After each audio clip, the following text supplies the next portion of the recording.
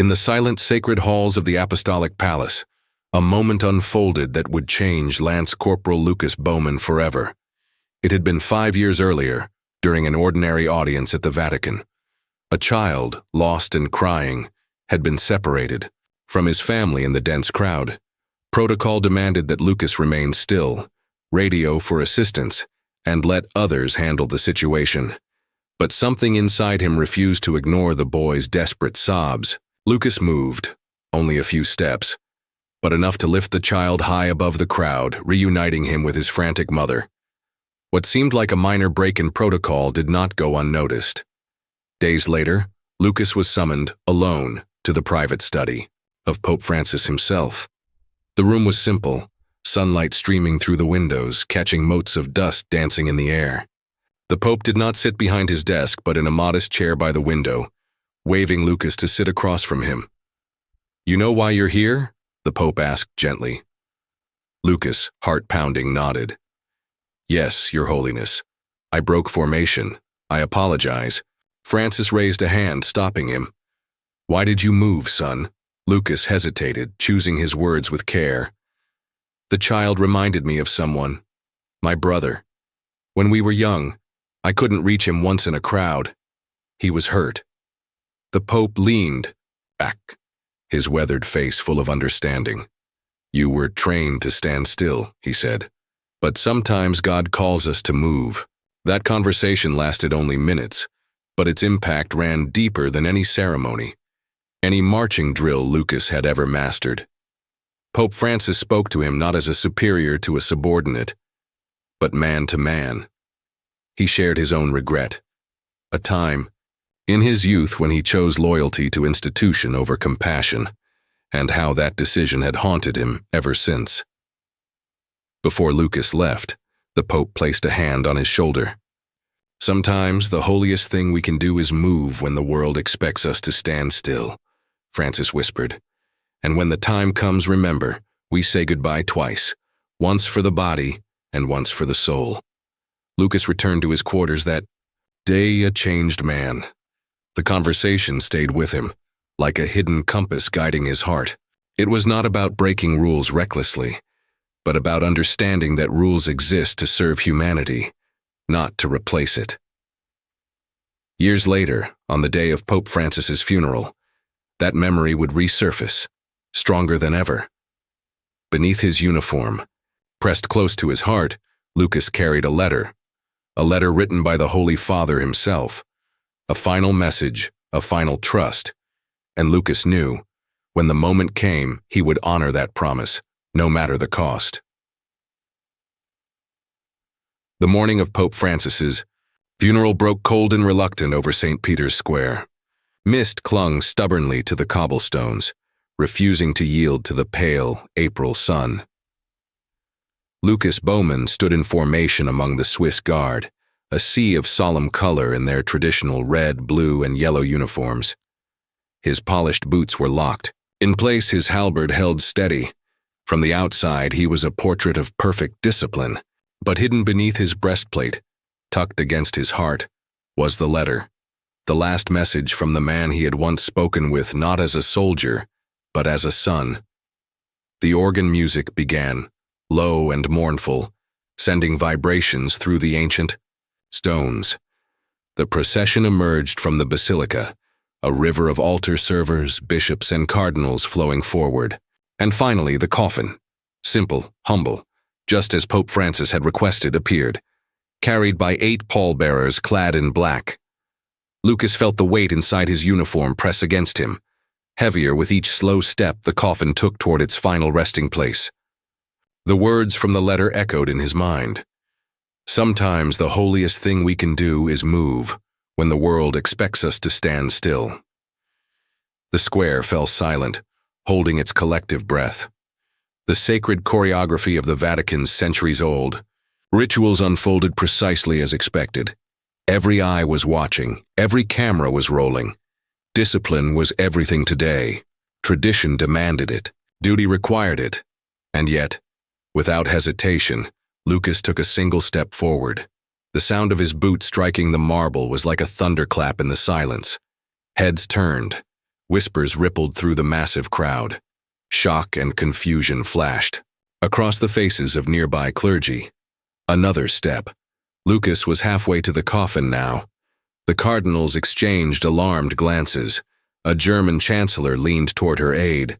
A third step, and Lukas stood directly before the simple cypress box that held the body of Pope Francis. Every muscle in his body burned with the effort to remain calm, controlled. With deliberate precision, Lukas shifted his halberd to his left, hand reached into his breast pocket, and withdrew the letter, the pale parchment trembling slightly in the cool air. Then, in one fluid, reverent motion, he bent a knee before the coffin. Gently, he placed the letter atop the wooden lid, positioning it beneath the crucifix. His gloved fingers lingered for just a heartbeat. "For your final journey," Lukas whispered, in his native tongue. His words, meant only for the Pope, somehow carried across the square, a fragile thread of intimacy in the vastness of the gathering.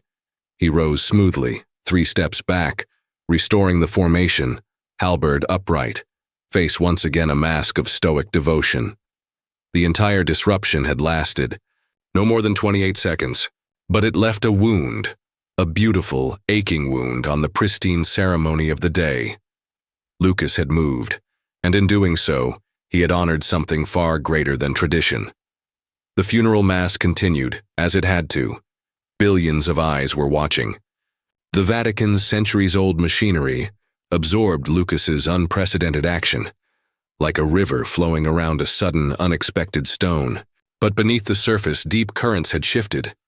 Inside the basilica, in hushed conversations between cardinals and aides, questions crackled like hidden sparks. Who was the guard who dared to move? Why had no one stopped him? Was this a planned tribute or a rogue breach of discipline? Hours later, after the crowds had dispersed and evening shadows lengthened across the Vatican gardens, Lukas sat alone in a narrow antechamber connected to the congregation of divine worship. No clock marked the time. No windows gave view to the outside world. He had been waiting for over an hour when the door finally opened. It was not a secretary who entered, but Father Ventresca, the Pope's longtime personal secretary, the man who had delivered the letter. "They're ready for you," the old priest said softly. Inside, 3 men sat at a small table. Cardinal Favreau, prefect of the congregation, Commandant Schmid, Lukas's stern superior in the Swiss Guard, and Archbishop Tremblay, a thin man with sharp eyes that missed nothing. Favreau spoke first. "Your actions today were witnessed by 50,000 in the square," he said evenly, "and several billion more via broadcast." He wasn't angry. He wasn't even accusatory. He was stating facts, laying them like stones in a path that Lukas had already chosen to walk. "The question before us," Favreau continued, "is not what you did. It's why." Lukas took a steady breath. "I received a letter," he said, "from His Holiness, written before his death, delivered to me 2 days ago by Father Ventresca." Ventresca gave a slow nod of confirmation. "The letter was personal," Lukas continued, "but in it, the Holy Father helped me understand that sometimes the highest duty is not to protocol, but to spirit." Schmid leaned forward, his jaw tight. "You broke your oath, Baumann, the oath every Swiss Guard swears." Lukas met his commander's gaze without flinching.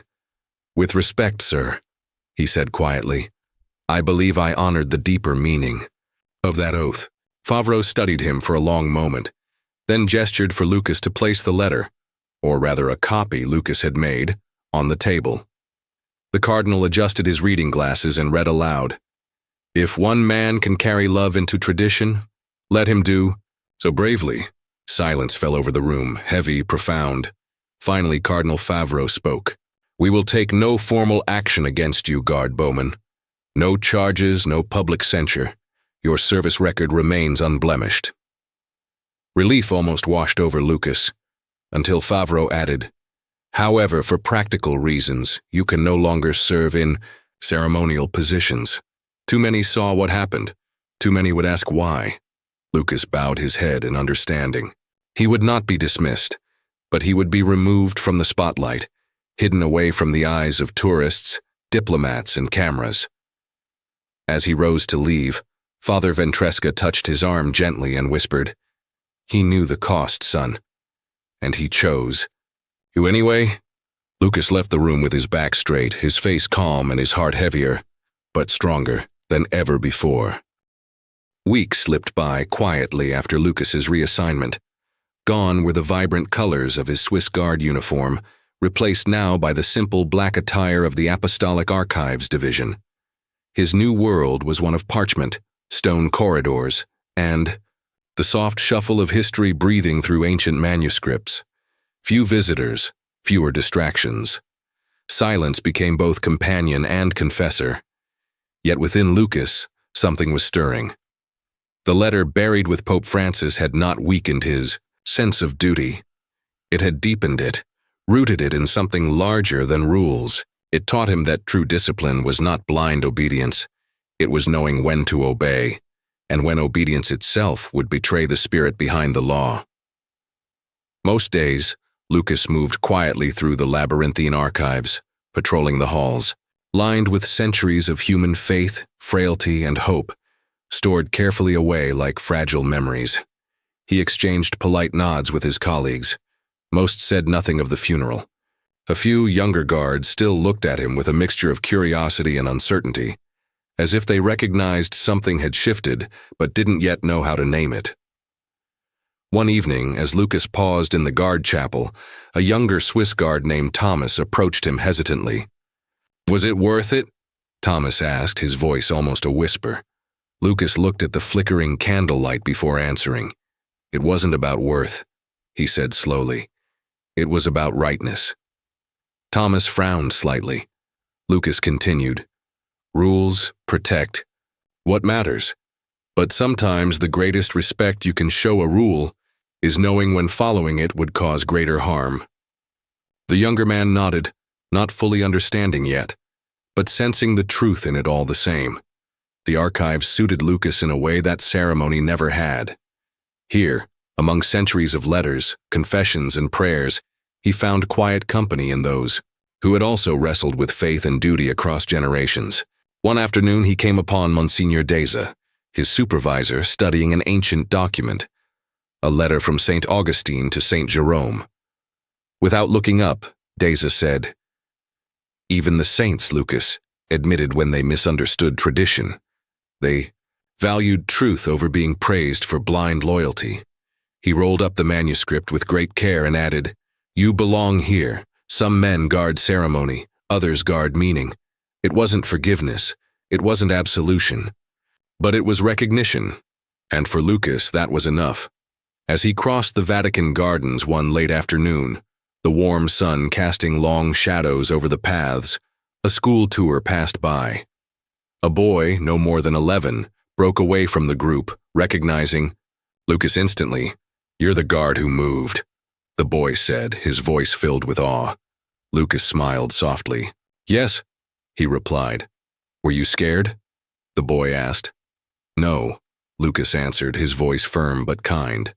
"Because sometimes doing what's right matters more than doing what's expected." The boy grinned and raced back to his classmates, leaving. Lukas standing alone among the gardens, his black uniform blending into the deepening shadows. Outside he appeared unchanged, straight-backed, silent, perfect.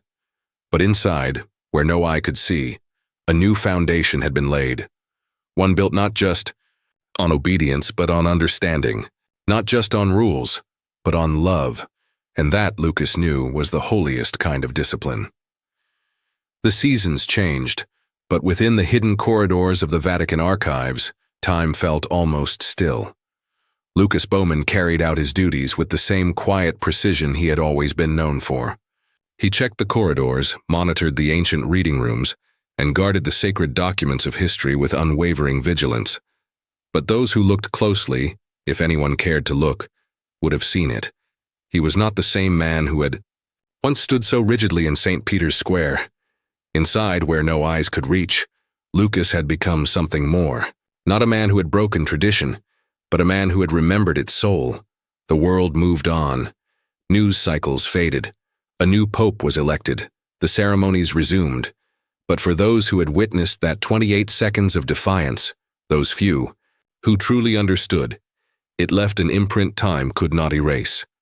Lucas's action had become a quiet legend among the inner circles of the Vatican, an unspoken reminder that tradition, if it forgets its heart, becomes just a shell, a reminder that sometimes the holiest act is not to remain motionless, but to move when love demands it.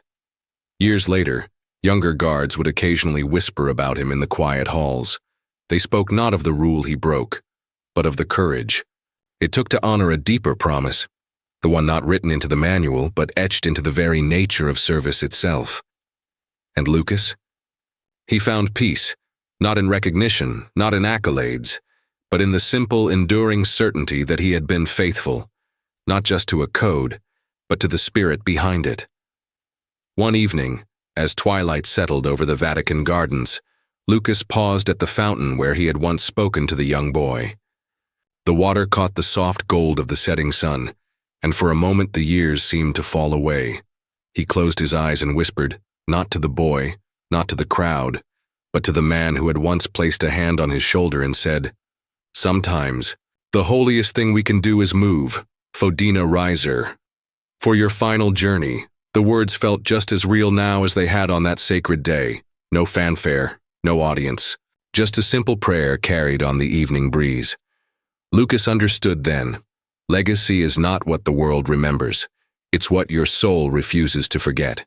It's the invisible thread connecting hearts across time, across duty, across loss, across all the spaces where obedience alone is not enough. In the grand cathedral of history, Lucas's name might never be carved into stone. But within the quiet hearts of those who witnessed, those who understood, he had already built something far more enduring, not a monument of marble, but a monument of meaning.